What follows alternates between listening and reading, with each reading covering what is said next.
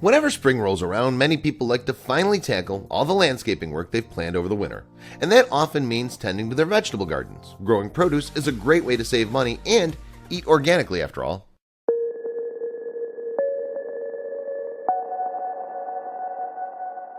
One of the most popular vegetables to grow in a garden is tomatoes. However, they have a tendency to be somewhat fickle while they sprout, and sometimes they can require much more work than the rest of the plants.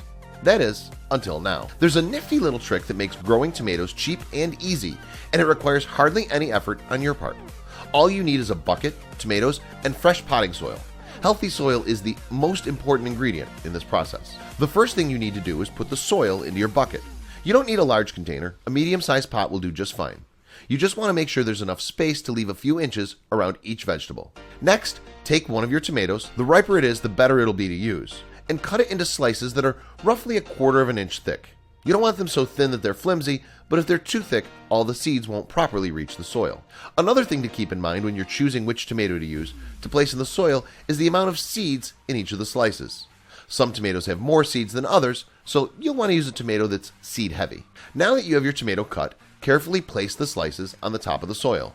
The most important thing to do here is leave at least a couple inches of space around each slice. Overcrowding will cause problems while the seedlings grow. After you've carefully positioned all the tomato slices onto the soil, take more of the topsoil in your hands and cover the layer of tomatoes with it. You only want the slices to be covered by about 1/2 inch, so don't just dump a pile on top of them. Now, gently pat down the topsoil so that you even out the entire surface layer. It should be flat on top and not bumpy and rippled.